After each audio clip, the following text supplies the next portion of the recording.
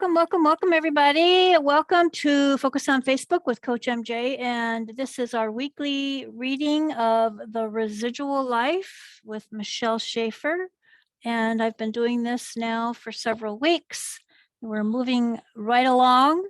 And right now we are going to be reading chapter 5, Shaking Hands and Kissing Babies. Yeah.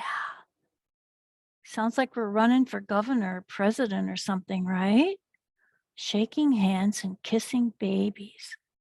Well, I don't know about you, but I think that's something to do with who we are becoming as entrepreneurs in the world that we live in, because we are influencers and leaders.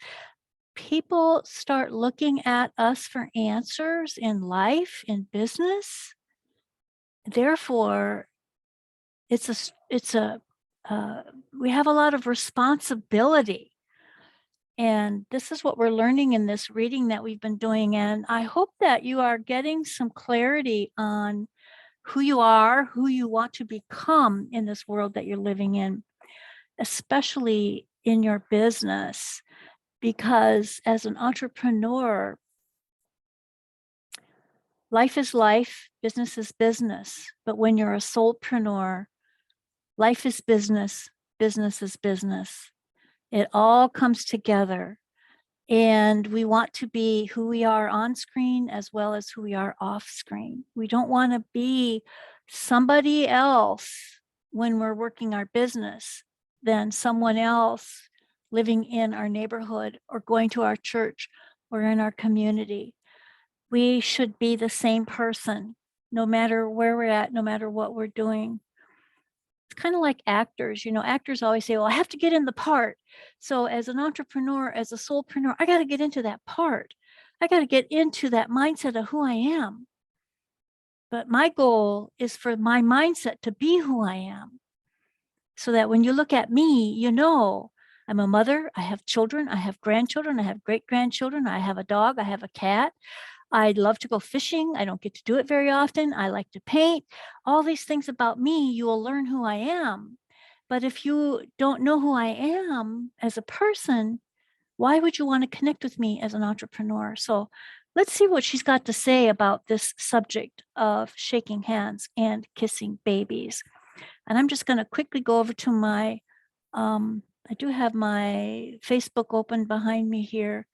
And I'm hoping to see, maybe I will have some folks coming along that they'll have something in the chat. Just let me know you're watching live, put hashtag live in the comments, or better yet, go to the Facebook group and click on the featured section. And there's a Zoom button there. Click on that Zoom button.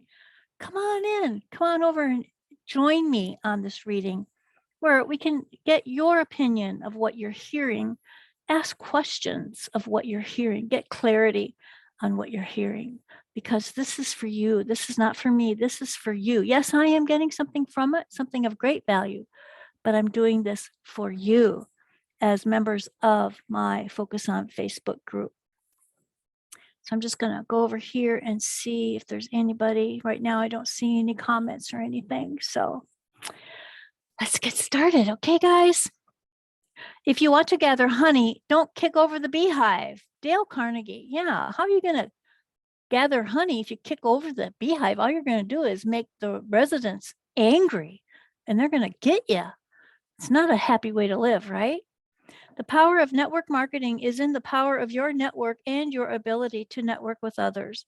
Before the massive presence of technology and social media, networking with others was the focus of network marketing over the last 5 years or so. I've noticed that there is a lot more marketing and much less networking. I am going to share some of my top tips for becoming a magnetic networker. No matter what profession you're in, you will always benefit from getting really good at connecting with others. Genuinely connecting with our other human beings is a skill and a gift. No matter what your personality type, you can learn the skills, practice them over and over, and become a master networker. Now, when we talk about networking, what does that mean? What does networking mean to you? Judy's watching. Hey, Judy, good to see ya. So happy to see you here. Love you, girlfriend. It's been a while. Been a while since I've seen you around and about. Hope you're doing well. So we're reading from the Residual Life by Michelle Schaffer, which is talking about network marketing. But any entrepreneur can learn some valuable tips from this book as well. I want to first share a book with you, Dale Carnegie's How to Win Friends and Influence People. You know, that was the first book, the very first book that I read as an entrepreneur on my business page with my community, where I was teaching some of the skills and the tools that Dale Carnegie was talking about. And I was sharing that with my audience back in 2017, I think it was, or 2018. And that book taught me so much. And if you haven't read it yet, I highly recommend you go get it and you read it. It was copyrighted in 1936, yet the principles have stood the test of time. I love that book. I have read it more than once, and I always recommend it to others.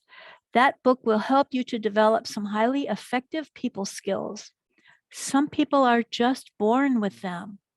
Yeah, don't you just hate them? I know. It's like, why wasn't I born to have that kind of people skill? You know, I have a cousin that his people skills are phenomenal. He's just born with it. It's just who he is. And I've always been jealous of him and the way that he relates with strangers, not just family, but strangers. And everybody loves him. They naturally have the ability to be likable and memorable. We live in a busy world. People never have enough time. We use technology to fill in the gaps like texting apps, messages, and social media. We post and share things on our stories and walls, pretending that social media is how we talk to others. I have 3 children, Michelle says. They grew up in the age where cell phones, text messaging, and social media were being born. Then it became a primary means of communication for an entire generation. They were the first generation that could communicate almost solely with people via technology. Let's be honest, communication skills have suffered because of it. There are far fewer face-to-face personal interactions and more technological interactions. As a mom, I want nothing more than to hear my kids' voices and have a quick chat with them, but they would much rather send me a text. The art of having an in-depth, interesting conversation is becoming less and less common. We almost need to step backward and relearn how to have great people and communication skills. Doing that will give you a major advantage in building your team, improve many other areas of your life as well. I want to help you to become the person everyone wants to know and be friends with. It always starts with how you present yourself. Are you approachable? Do you have a smile on your face? When I enter a room, I take a quick scan. Who is standing alone with their arms crossed? Who is standing like little cliques, only socializing with each other? Who is smiling and talking to everyone? That is the person I want to meet. I want to connect with the most friendly and connected person in the room. I love it when I meet someone new and we begin asking each other questions. A true networker will do anything they can to add value to me. They will introduce me to someone that I just have to meet, or someone who needs to meet me. Also, part of how you present yourself is how you are dressed. You don't need $200 jeans or designer clothes to look great. I have always noticed that if I feel so much more confident when I feel good about my appearance. You've heard the dress to impress line. Well, I do that, but I'm really only trying to impress me. Make sure you feel good and confident about yourself. Your best accessory is your smile. So wear it well. Look people in the eye. Let your eyes smile as much as your mouth. Tip: practice having a smile on your face when you enter a room. It will not only make you more approachable, but it will make others feel at ease and excited to meet you. Okay, guys, comment time. Are you struggling with that? Hey, Bosna, good to see ya. Hey there, girl. I see we got 2 watchers over here watching. Type down in that chat box that you're watching live, hashtag live. Type in any questions that you might have. I'll be happy to answer them. But I just wanted to say something about this idea of being in a room full of people and trying to network is probably where Michelle is going. But I can remember days when, I'm an introvert. It's like, I don't like crowds of people. I don't like to be in crowds. If I'm in a crowd, I get anxious. I don't feel really good about myself.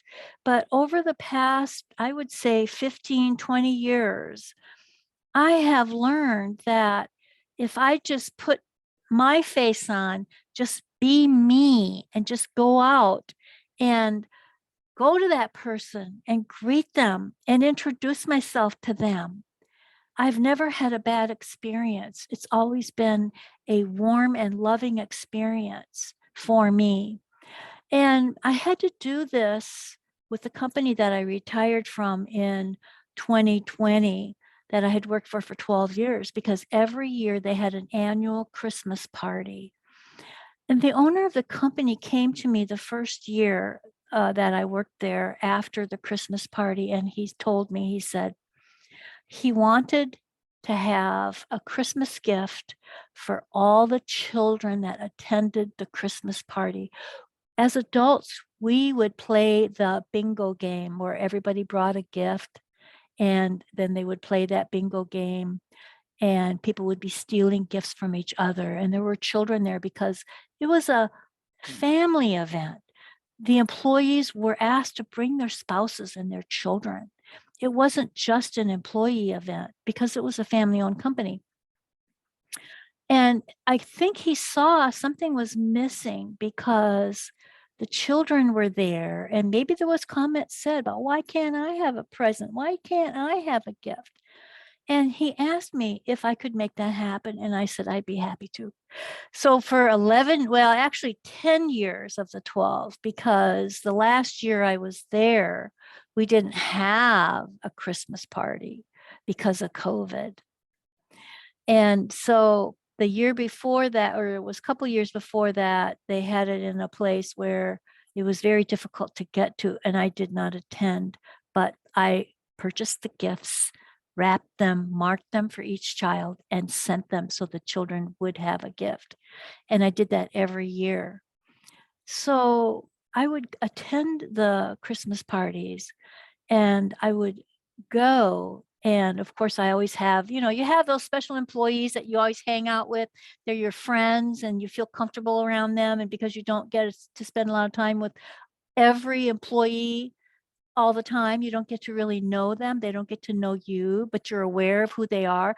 And because the company had offices in multiple cities, there were people that I had not even met yet after being there for 5 years, because when the Christmas party happened, they were probably on call and weren't able to attend, or it was too far away. They didn't want to travel. And so I hadn't physically met a lot of the employees. So I took it upon myself to be purposeful when I was at those Christmas parties and I would see someone that I didn't recognize. I would walk up and introduce myself and let them know who I am.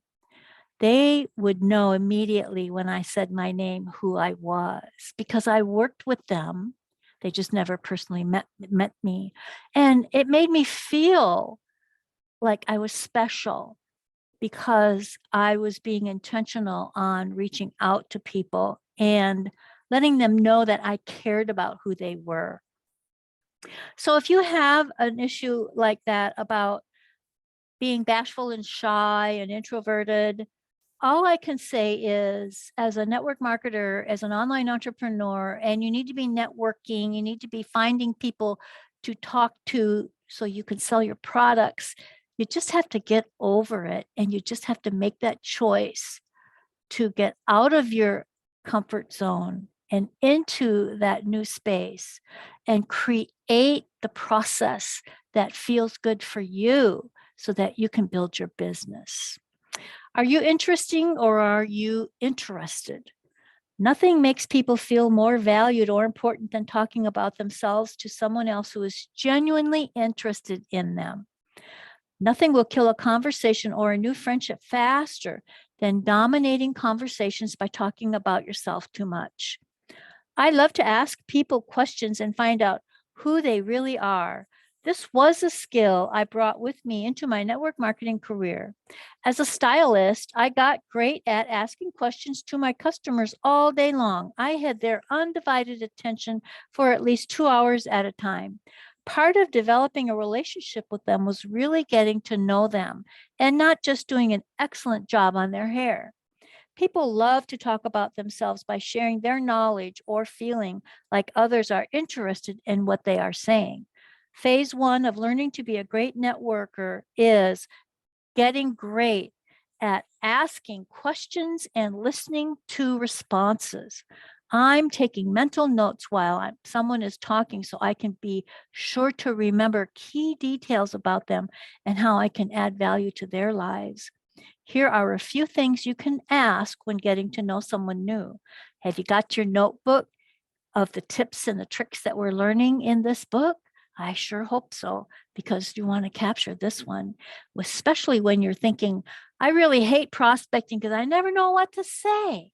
Well, if you decide that I love prospecting and I want to know more about how I can make it easier and better for myself, start taking notes. What do you do for a living? How did you get into that?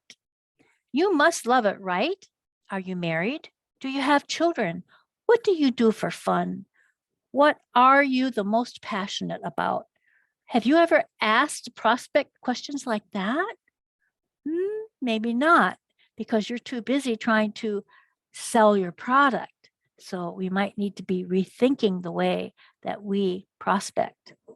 One of my favorite things to ask in regard to someone's job or career, do you love it? That's a good caveat. That's a good segue when you're talking to someone. Do you love what you're doing? Well, are you open into looking into something that you would be able to build yourself so you could get out of that job? You know, that's what some people are looking for. This always elicits an interesting response. If they love it, their eyes will light up and they will share their excitement with you. Or if they don't love it, they will share with you all the reasons why they don't. Take note of this because these are their current areas of dissatisfaction. You got that? Did you write that one down? As a network marketing professional, find out someone's pain points and areas of dissatisfaction can be key points for you in discussing potential new options for them when the time is right. Find the need and fill it. Find your new friends' needs and fill them with your solutions. Get great at active listening. Listen for what is not being said, what is implied, and what emotions are created when they are talking to you. Your goal does not have to be offering your solution right then and there if it's not the natural progression of that conversation. Don't force it, guys. Let it play out. For this initial talk, you are just getting to know each other with no agenda. To many network marketers, too many network marketers go in for the kill. For the sale way too soon and can feel desperate and cause people to feel pressured. One thing you always need to remember is that this is a relationship business. I agree. I find when I'm having a conversation with a prospect and my upline is pressuring me to go for the sale, I don't feel good about going for the sale because I can feel within me where that prospect is at. And I know if I speak too soon, I'm going to drive them away. So I keep nurturing them. I keep connecting with them. I keep that conversation going, just discussing a little bit about the opportunity, but not asking, well, when are you ready to sign? When can I get you on a three-way? I don't want to push my prospects. I want them to decide when they're ready, because if I push too soon, I could drive them away and lose them forever. Therefore, the relationship should always come first. People sign up for one reason and they stick around for another. Without legitimate relationships with people on the team, it is easy for them to leave. However, if they also feel connected and empowered by a community, if they feel part of a tribe, they will not only stick around, they will stay engaged and be a contributing member of that group. Take a genuine interest in other people's lives and you will gain a lifelong relationship. Another tip, develop genuine relationships with people with no benefit to you. Build something real. Are you a giver or a taker? When it comes to connecting, you want to be a giver. You know the reason in any room who knows everyone and connects people can add value to others' lives. I recently joined my local Chamber of Commerce. I have been an on and off member over the years, and I think getting involved with our local community is an incredible way to connect. I attended my first business mixer shortly after becoming a member. I walked up to the event alone. I introduced myself to the people at the check-in table and walked in with a smile on my face. Shortly thereafter, I was greeted by a chamber ambassador. He was very friendly and energetic. He asked me all about why I was there and what I did. I, in turn, asked him a number of questions. As a result of our conversations, he walked me around and introduced me to several people, as though he thought I could add value to or who could add value to me. It was a fun event and I met a lot of new people. As a result of that event, I met a new business partner, the chamber ambassador. Was so charged by our conversation and the questions that I asked him, he ended up quitting his job and pursuing his dream. He alone connected me with a dozen new friends. I do my best to figure out a way that I can give to people right away. How can I add value to their lives or their businesses? Who can I connect with? Who can I connect them with that will help them move forward? How can I help this person? I know that if I can become a connector, an encourager, or a friend, or add any type of value to them, they will remember me. I am essentially putting enemies in our relationship piggy bank, or putting pennies in our relationship piggy bank. I keep adding and adding as much and as often as I can. I want to fill up the piggy bank so that I can make a withdrawal one day if I ever need to. I am building up credibility and am developing a relationship of trust and friendship. If the time comes for me to talk with them about what I do in my business, they are excited to be involved with me. They know I am not only trying to serve myself, but that I am looking out for them too. They now trust me because I have already shown them that I care about them and what is important. This is a valuable lesson about reaping and sowing. If you are never sowing seeds of friendship or adding value and connecting, you will never have a harvest to reap. I recently had a call with a new friend from Australia. She reached out because she was interested in being a guest on my podcast. At the end of our call, we chatted about an upcoming event I was having. This prompted her to ask me if I knew so-and-so.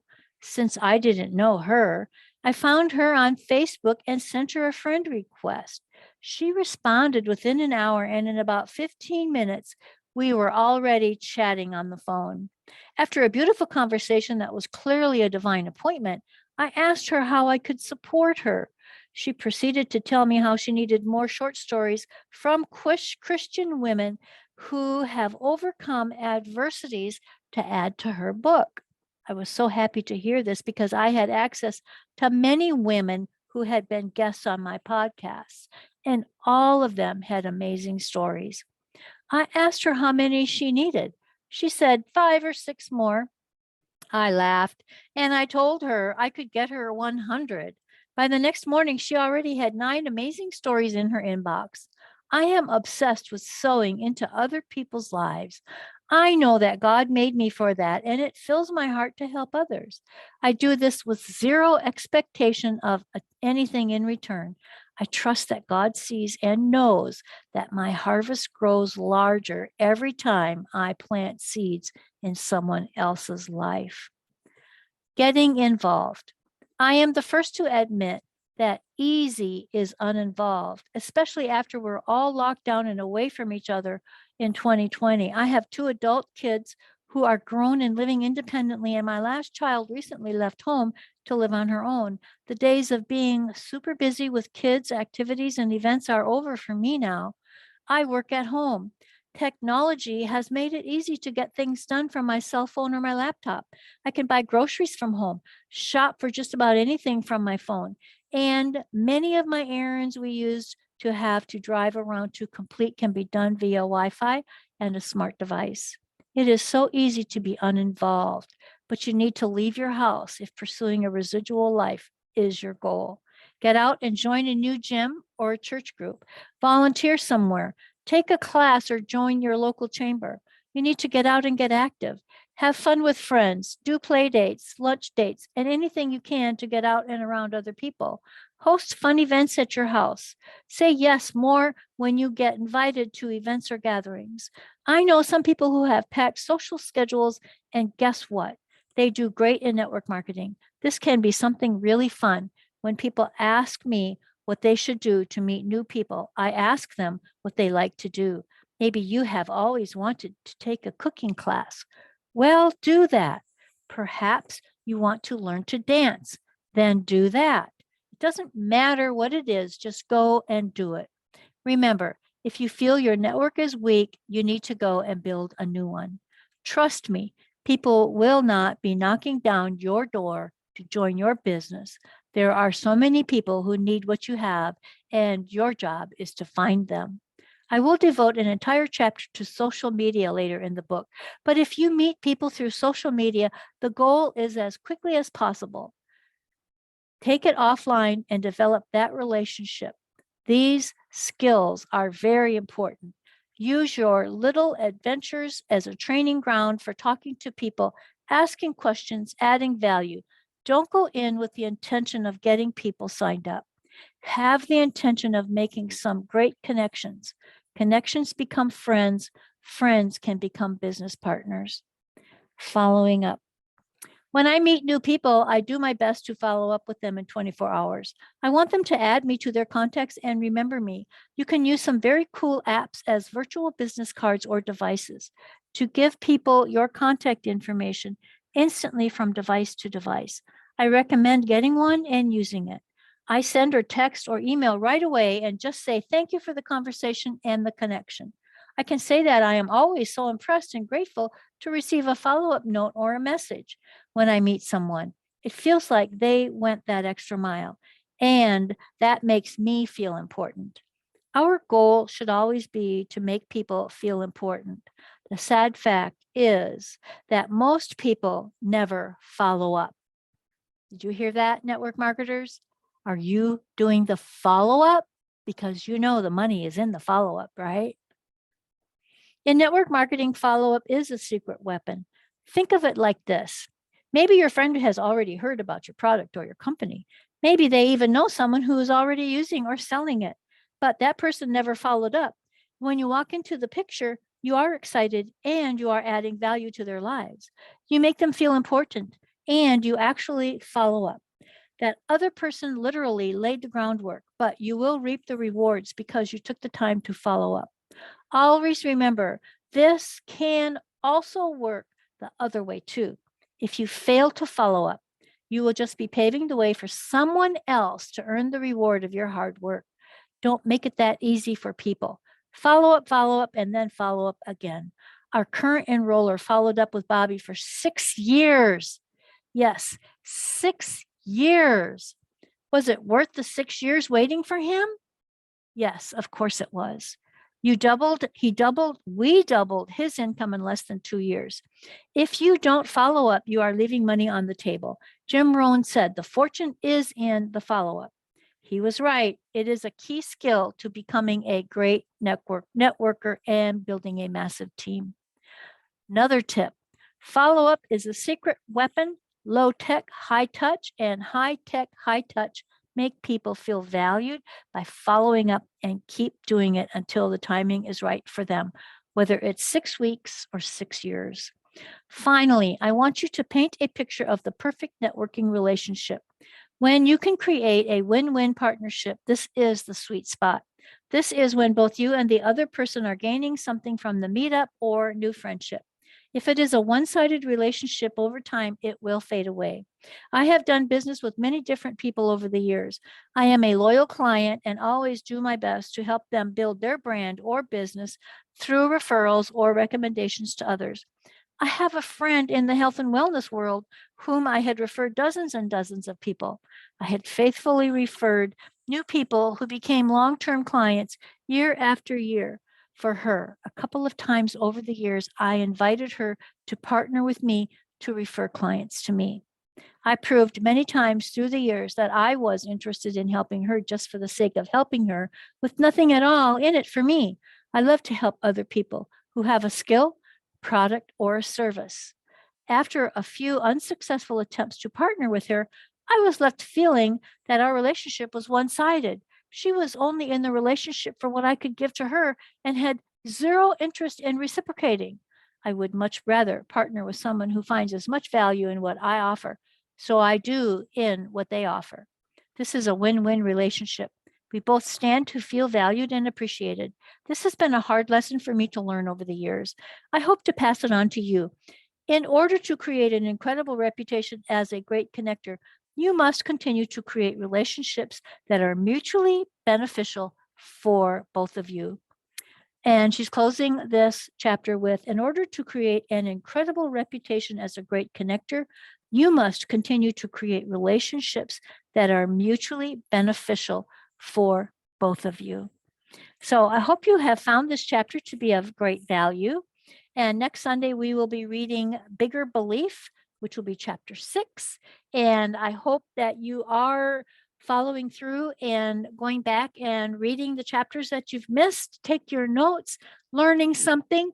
Put some comments in underneath the video and let us know that you've watched it, that you've gotten value from it. Maybe you've gotten some results. Maybe you implemented some of the suggestions, and you can share with us in the Focus on Facebook group some of the results that you're getting from you being an action taker and choosing to start focusing on networking in your network marketing company, direct sales company. Even if you're just a coach, you still got to have people to talk to. So they will want to raise their hand when you have something that you're offering them. And I have my Jumpstart 5-week program that I have kicked off, where if you're in a place in your business where you're just kind of in a quandary, you're not sure which way to go, you're not sure what's the next step, what to do, let me know. Let's get you into that 5-week program and get you closing out 2022 on a high note so that you're ready to rock and roll it in 2023. So this is Coach Margene here. Thank you so much for being here for our reading today. And I will see you next week. And I hope to see you in the group here, just following some of the training that's in here or posting some content. Tell us what you're up to these days. How's life been treating you? And what are you celebrating in your life? Always happy to be here with you guys. Coach Margene here. Mwah, mwah, mwah. Bye-bye for now.